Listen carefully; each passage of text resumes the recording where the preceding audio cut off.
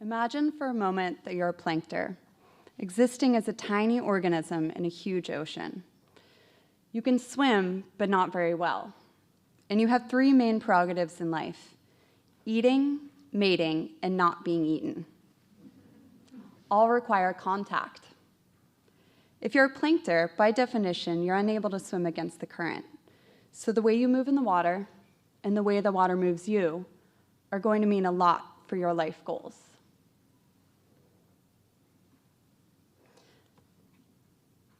The microstructure of water is influential to tiny organisms, and for small plankton, turbulence is the physical phenomenon that can have an impact on their life.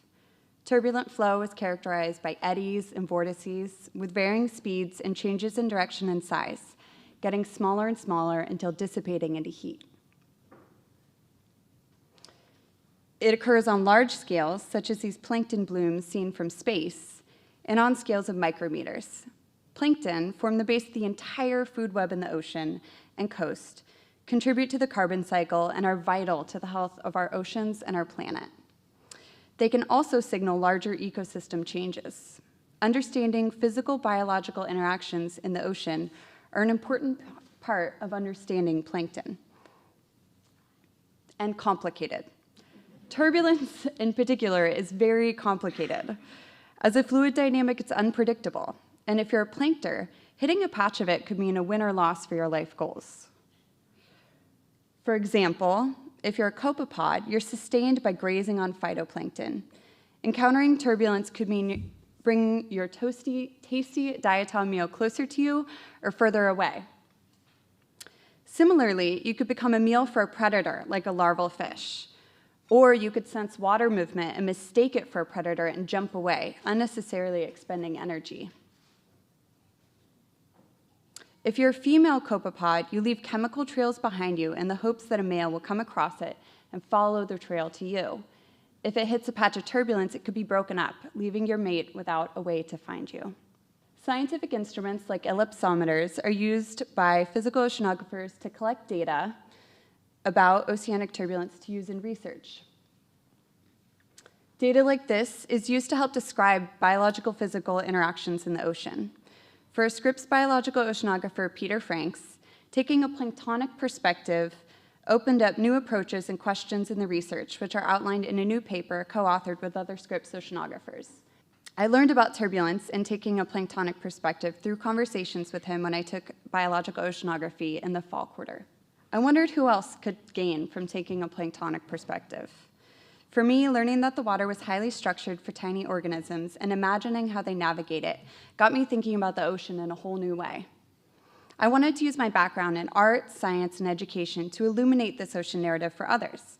Multimodal art that invites the audience to interact thematically, intellectually, and aesthetically has a unique opportunity to engage the public in scientific inquiry and invisible worlds that can often remain opaque to non-experts. These approaches can be useful for increasing ocean literacy, a goal in the UN's Decade of Ocean Science for Sustainable Development. So I approached my capstone with three goals: to create an art installation that invites physical engagement and play, to inform through a website that provides further information about the science at hand, and to engage in the science through a STEAM lesson plan and take-home activities. I did this through three deliverables: an art installation, a website, and a lesson plan. My background in experiential education influenced my desire to create something that invites people in and sparks their imagination and their curiosity. And as a student who personally struggled with STEM education, I wanted to use a kinetic experience and as an entry point for a lesson in ocean science. So I was very fortunate to be offered a space, the Oddities booth at the Birch Aquarium, to create my art installation, or to show it, for their Oceans at Night event. This is a ticketed monthly event that's 21 and over, and offers visitors a totally different experience of the aquarium. There's music and face painting, there's night dives, and there's several other experiential offerings of ocean topics. And this event offered me an opportunity to develop my project with live feedback from people. I was fortunate enough to use the Rouse Lab to take videos of Plankton, which gave me an opportunity to interact with Plankton in real life and create a visual reference to work from. And my methodology was basically to totally immerse myself in the science and research, to design, prototype, test it, and then redesign over and over again.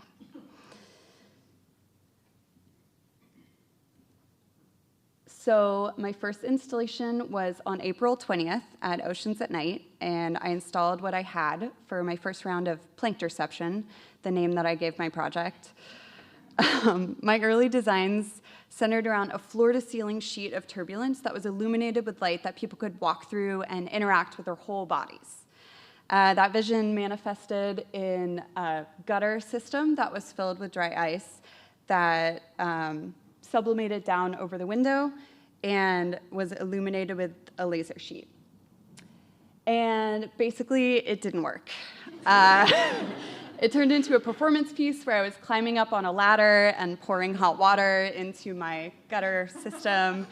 And it did create the desired effect, but it only lasted for a few minutes. And part of the reason for that was that the turbulence was too fast. So it wasn't slow enough to really show the eddies and vortices like I wanted it to. So I started experimenting with putting dry ice in a wide container. And this totally shifted my perspective on the whole aesthetic of the piece. The density of carbon dioxide means the vapor just sits over the ice, and the slower movement more clearly showed the eddies. My slideshow is going too fast. The eddies and vortices that are more closer to what's experienced by a plankter. And the first time I tried it, it was really fun, so I knew that I was on to something. And thus, the Turbulence Touch Tank was born. In a happy accident, the laser level that I had been using had a horizontal and a vertical plane, so it showed the flat plane of the dry ice sublimating vapor as well as a vertical plane when you played with it, and the swirls would go up into the air. Whereas before I had envisioned a full body experience taking up a lot of space, the tank focused it in, and it made it a little bit of a quieter experience. The reference to a witch's cauldron were automatic, and the element of magic was the first thing I heard reflected back to me as I prototyped it with friends, as well as the resemblance to actual ocean dynamics when I showed it to the Franks lab, full of oceanographers. So for Plankterception 2.0, I used a glass aquarium tank because it didn't diffuse the laser light and it seemed appropriate for the venue.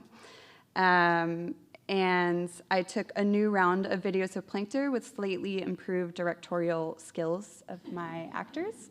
And I created a website so folks could access it via a QR code and learn more about the science if they wanted to.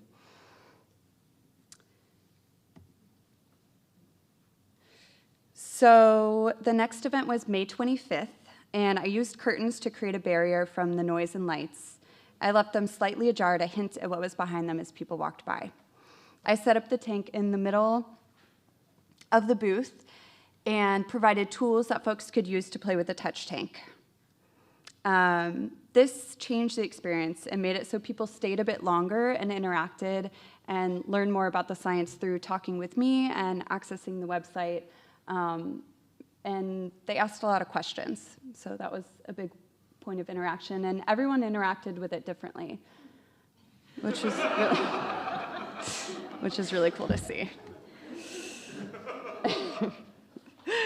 The website was intended to allow people a chance to dive deeper into the science and the story of the work if they wanted to. So there was a section that described the different elements of the installation, including the parts that I had not been able to build that were in research and development still.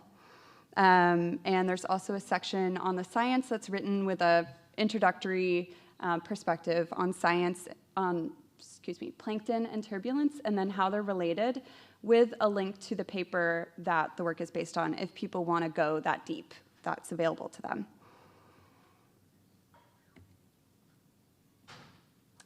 And for my STEAM lesson plan, I was able to connect with San Diego Unified School District STEAM team, and I created this free resource for teachers to use for World Oceans Day on June 8th. STEAM stands for Science, Technology, Engineering, Art, and Mathematics, and is a highly regarded educational framework.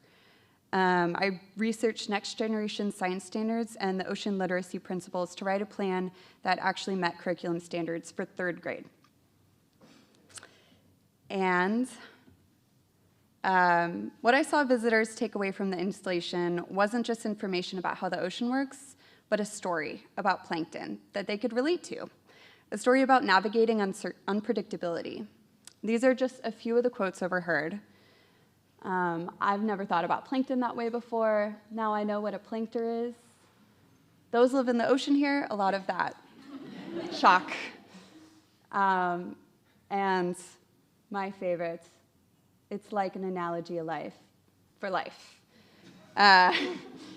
People really related to the story I told that was in the introduction here about what it's like for a plankton navigating turbulence.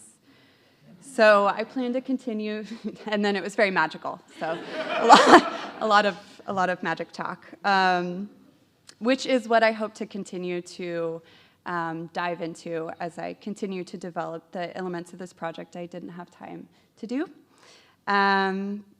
So a huge thank you to my wonderful committee, my chair, Peter Franks, whose research is the cornerstone of this project, Anna Zivian and Nan Renner, who were so helpful and influential, to Hannah and Samantha, and my cohort, and especially Allie, Nikki, Keenan, and Biz, who all came to Oceans at Night to help me film.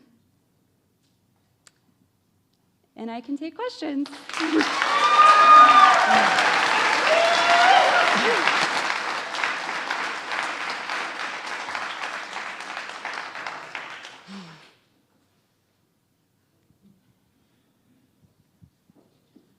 I loved your project. Thanks. I could see how kids would really, really like that touch tank. Yeah. Do you think it's feasible for teachers to like make their own like classroom touch tanks to go with the lesson plan? Like, or how would that work? Definitely. Dry ice, it's like a little bit dangerous, but I think I created a screen, so I used the aquarium screen that goes on top. I like fit it to fit over it so that people couldn't actually touch it. But yeah, I think it's simple enough, and I wanted to make something simple, so I think teachers could definitely do that. It'd be really fun. Sorry, this is more of a comment than a question. I just want to say kudos for taking the extra step to create the lesson plan and going to the local school system, because it is so important to have access to those things when you're working with kids, and anything that sparks their imagination helps them be part of the solution. So thank you so much. Thanks, Beth. Besides the subject matter, which is inherently scientific, how did you base your designs in science, especially as you worked through multiple iterations of designs, and I really do appreciate you sharing, like, sometimes things don't work the first time, so you keep trying, and you adapt and you pivot. But how did you make sure that you still had these scientific underpinnings to your project? Thanks, Samantha. Well, the slide appeared as a teaser to that question. I know. My slideshow has a mind of its own. So my chair, Peter Franks, was really helpful in suggesting and helping me think about the tools that are used in this research. And in researching turbulence and physical biological interactions in the ocean, and then just researching on my own as well. So the laser light is, the laser sheet is actually used to trace flow with tracer particles. This was taken from a scientific paper. There's many of these, though. It's like a widely used tool. And then the rheoscopic fluid is used to visualize turbulence, but can also be used for arts and crafts. So I have a take-home lesson plan that's on the website that people could use that's also using rheoscopic fluid. And then spending time in the Rouse lab was really wonderful to get to look through a microscope. at Plankton. And then I have some more ideas for using sensors to create an auditory experience and sonifying the data.